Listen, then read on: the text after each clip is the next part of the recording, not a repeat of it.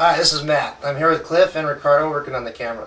Today I'm going to show you how to do soil mix, or basically how we make our recipe number one, in a very small batch. The base of it, the majority, which we have all this online, have the quantities to mix it, but it's potting soil as your base. I'm going to pull a little bit out so you can see what it looks like. If you can see that. It's pretty rich. I use Kellogg's because it has a lot of wood fiber in it. Some other people like Miracle Grow, which it has wood fiber too, but not quite as rich. Kellogg's also has some compost in it, a little richer than Miracle Grow does. And I like it because for the growth, it just works good in my area. I've got some humidity. I add other stuff to compensate for that, which I'll talk about. But as you can see, you press it together and it still falls apart. Pretty nice and light. I'm going to throw some here on the table. And this is going to be probably close to, I think, like 50% of your mix is potting soil. Well, mine at least. Everybody makes theirs a little different. There's almost as many kinds of potting soil as there is Epi hybrids, believe it or not. Everybody makes it a little different. Okay, we got that. I still use orchid bark. A lot of people don't like to because there is a disadvantage. It will rot on you, especially in the very bottom, and you can't see it. It'll start rotting on you in the bottom and your top will look dry. But I repot every year, so I don't tend to have too much problem with it. If you're going to leave yours in some larger containers, maybe for 2 seasons or 3, you might not want to use it because you're not going to notice the rot happen. But if you repot every year, you shouldn't have a problem. Now this is medium size. They have seedling, which seedling, there's some specs in here. That'd be a seedling size of orchid bark. Small, they call it. This is medium. So you'll get a few pieces of the smaller ones, but in general they're all about that size. Now this I put, for what we have the pile here, it's probably about 10% really. For this little pile I'm making, I usually make a whole yard at a time. A couple of handfuls will do it. That's about it. And what I'm using it for is these big particles give you space, so you're going to get air and keep your particles, everything loose. Also, as they decompose, it's going to turn into little small enough particles as they decompose into like a compost that the plant's going to take up.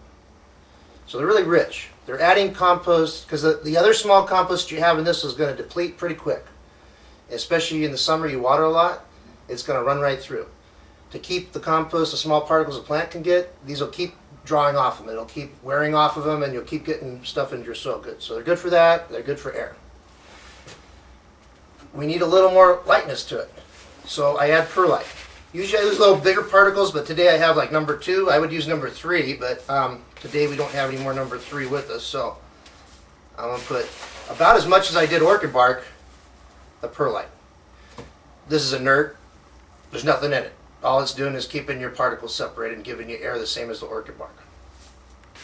So you'd say, well, why don't you just use this? It doesn't have anything.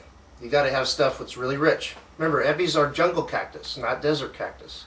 So they need really rich soil, but good drainage. So I'm going to add a little bit about what I did to orchid bark.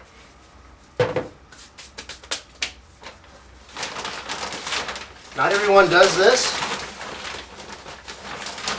I don't use very much for this little pile. I probably use a handful. It's chicken manure. It smells a little, but once you put it in your mix, and if you have them in covered bins, the smell goes away.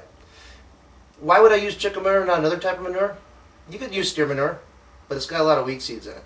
The other thing about steer manure is it's pretty heavy in salts, which with you adding fertilizers and stuff, you don't really want the salt.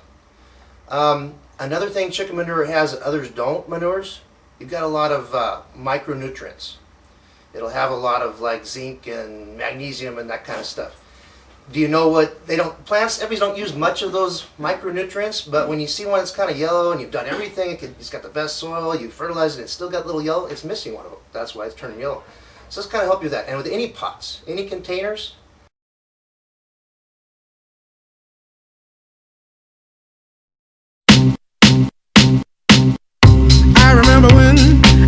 I remember when I lost my mind.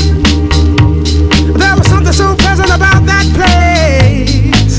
Even your emotions have an echo in so much space. And when you're out there without care, yeah, I was out